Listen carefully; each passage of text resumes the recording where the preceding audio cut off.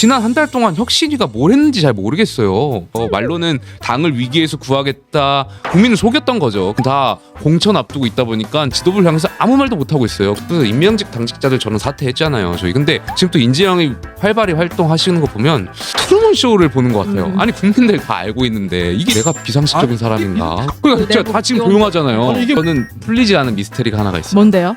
이뇨한 위원장의 배후에는 결국에 누가 있냐? 아하. 제가 취재한 바로는 모 윤회관인데 그래서 저는 이거는 윤석열 대통령이 그냥 이렇게 멀찍이서 바라보고 있을 것이다. 미스터 린튼 열심히 해서 좀 공간을 마련해보고 뭐 이렇게 하고 있을.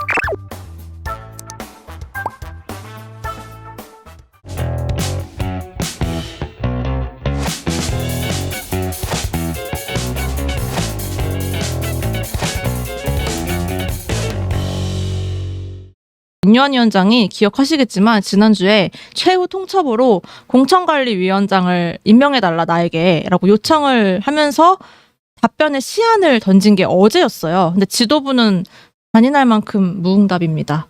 이제 남은 선택지는 뭘까요? 아니 이 상황이 네. 저는 이해가 잘 안 가고 너무 뭐 하는 거지? 뭐 약속 때려나는 것도 아니고 무슨 코미디 같은 상황도 아니고 일단은 첫 번째 혁신위가 탄생하게 된 배경은 우리가 강서구청장 선거 졌잖아요. 네. 그럼 어떻게 하면 우리가 총선에 이기겠냐? 혁신위가 여기에 대한 혁신적인 어떤 방향과 그리고 대통령실을 향해서 쓴소리를 내달라 하고 출범시킨 게 혁신위인데 지난 한 달 동안 혁신위가 뭘 했는지 잘 모르겠어요.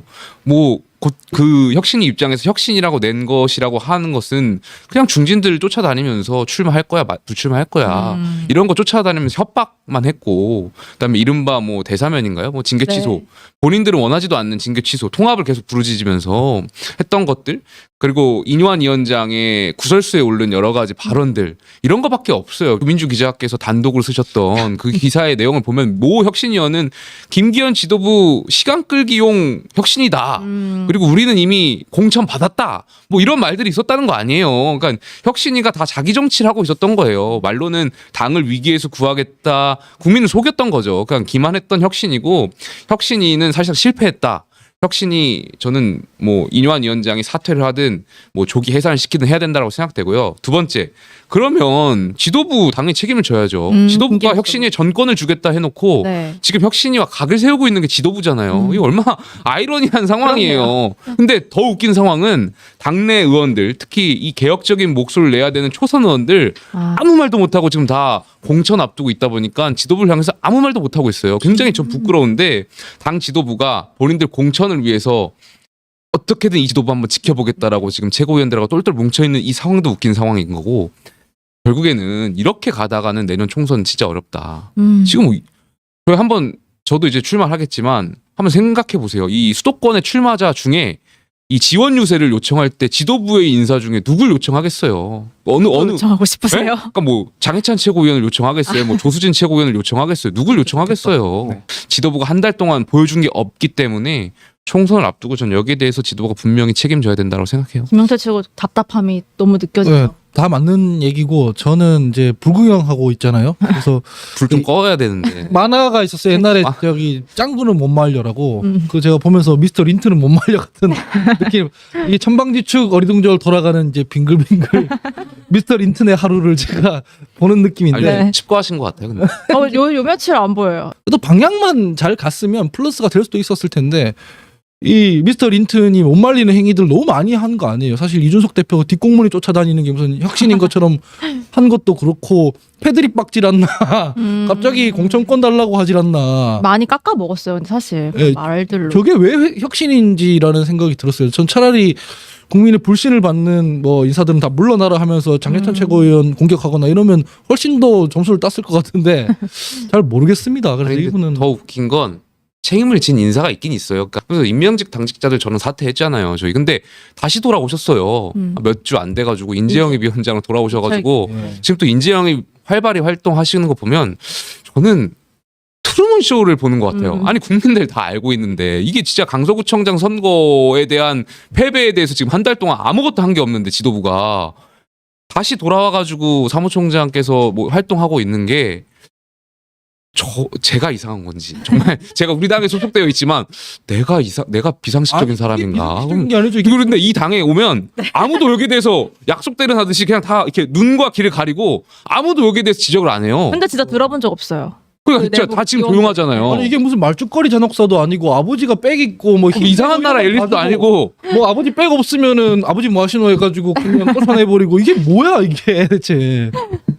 아유, 당 상황이 답답한 와중에 7일 혁신위가 뭐 회의를 해서 이제 마지막 회의가 될 수도 있을 것 같은데 뭐 비대위 전환 카드를 정식으로 내겠다. 김기현 지도부 사퇴하라 이렇게 외치고 정말 최후 통첩을 날리고 해체를 선언하겠다 이런 얘기도 있는데요. 뭐 그렇게 할 경우에 당이 좀 반응을 할 거라고 보세요? 그걸 거부하는 것도 웃기고 전권을 주겠다고 해가지고 정권을 혁신이가 비대위 전환해야 된다라고 얘기하는데 그걸 또 지도부가 반사 아니야. 그럼 이렇게 말하면 국민들이 와 국민의힘은 진짜 답이 없구나 이렇게 생각하실 것 같아가지고 저는 지도부가 뭐 혁신이가 말하는 비대위 전환 하실지 모르겠지만 거기에 대한 요구가 있다라면은 이것을 무시하기는 굉장히 어려울 것 같고요. 그래서 아마 지금 지도부가 이뇨한 위원장 접근하면서 그런 말 못하게 지금 아마 단도리 치고 있을 것 같아요. 네. 그 왜 주커버그랑 그 누군가요 머스크 일론 머스크, 네. 막 맞짱 깐다고 하잖아요. 이러지 마시고 그냥 글로브 끼고 올라가서 한판 승부를 하세요. 그리고 이기는 쪽이 물러나기로 하고 이게 뭐예요 지금 그냥 공정하게 그냥 아니 뭐 주커버그 말씀하셔가지고 근데 글러브 끼고 하면 이뇨한 위원장이 이기실 것 같아요.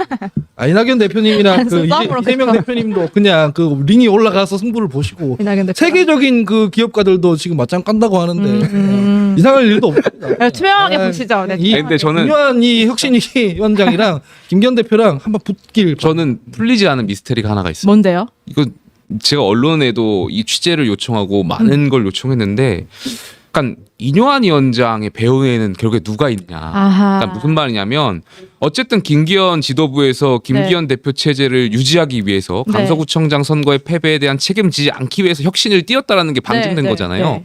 그렇다면 김기현 대표가 이뇨한 혁신위원장을 모셔왔을 때 분명히 누군가로부터 추천을 받았을 거고 누군가 뭐 이 배후 세력들이 있을 텐데 그 배후 세력이 누군지 궁금하고 그리고 그 배후 세력이 결국엔 이뇨한 위원장도 추천했고 김기현 대표와도 어떻게 가까운 인사일 텐데 싸우고 있는 거잖아요. 이뇨한 위원장이 김기현 지도부를 향해서. 그럼 지금 상황은 어떤? 이 굉장히 지금 애매모호한 것 같아요. 이 배후 세력이 도대체 누구냐. 제가 알기로는 제가 취재한 바로는 모 윤핵관인데 이분에 대해서 저는 지도부가 어떤 생각을 갖고 있는지도 좀 의아하고 약간 글쎄요, 약간 이 모 윤핵관에 의해서 지금 당이 다 놀아나고 있는 것 같아가지고. 근데 인유한 위원장이 윤핵관의 용퇴를 요구했는데 모 윤핵관이 인유한 위원장의 뒤에 있으면 제가 취재한 바로는 예. 인유한 위원장이 언급하지 않은 윤핵관 중에 있을 수 있다? 예, 그럴 아니 수 있죠. 정치를 좀 투명하게 해야지 이게 무슨 80년대 채팅창도 아니고 맨날 그 익명으로 와가지고 누구에 놀아나고 있다 이러면은 국민들이 뭘 보고 판단하겠어요. 저는 인유한 위원장은 윤석열 대통령의 이해관계에 충실히 복무하고 있다고 생각을 합니다. 아직까지도. 인유한 위원장 말대로 됐을 때 최대 이익을 보는 사람은 윤석열 대통령이에요. 이 인유한 위원장이 진짜 이 문제에 대해서 제대로 진단하고 거기에 대해서 언급을 한다 그러면 당연히 윤석열 대통령한테 국정기조 바꾸라고 해야 되는 거거든요. 그렇잖아요. 윤석열 대통령이 지금 문제인데 왜 그 주변 사람들한테만 뭐라 그러고 문제의 근원한테는 한마디도 안 하는 거냔 말이죠. 논리적으로 안 맞잖아요. 그래서 저는 이거는 윤석열 대통령이 그냥 이렇게 멀찍이서 바라보고 있을 것이다. 미스터 린튼 열심히 해서 좀 공간을 마련해보고 뭐 이렇게 하고 있을 거예요. 결국엔 배후에는 용산. 그러니까, 아니 저는 뭐 용산을 생각하지 않고 제가 네. 취재한 바로는 이제 실명을 언급할 수가 없어가지고 모 윤핵관인데 네. 김기현 대표, 인유한 위원장 이 모 윤핵관이 트로이카예요. 결국엔 한 몸이라는 거죠. 이 세 분이 한 몸이기 때문에 이 세 분이 다 책임져야 된다. 방송 그러니까 끝나고 얘기해 주세요. 좀 사이좋게 지내시길 바랍니다. 네, 어쨌든 누구신지는 모르겠지만 사이좋게 지내시길 바라고요. 기자님께서 이제 취재를 해주고 제가 이어받도록 하겠습니다. 대통령실 그 개각 평가, 내각 개각에 대해서 얘기를 못했는데요. 한 말씀씩만 짧게 평가하고 끝낼까요? 어차피 이번 주 중에 또 추가 개각이 있을 거라고 하니까 다음 주에 이거는 좀 다뤄보도록 할 텐데. 이거 평가할 거 없어요. 왜냐면 뻔하거든요. 왜 출마한 사람 내보내고 난 뒤에 사람 못 찾으니까 내부 인사 승진한 거예요. 이게 무슨 인적 쇄신도 뭐도 아닙니다. 그럼 관료 출신 어쩌고 저쩌고 말은 하지만은 결국 대통령실에 있던 사람이 승진했고 내각에 있던 사람이 승진하는 거잖아요. 네. 그래서 별로 평가할 게 없다. 이건 국정기조에 대한 어떤 컨셉이 안 보이는 개각이다. 이런 말씀드립니다.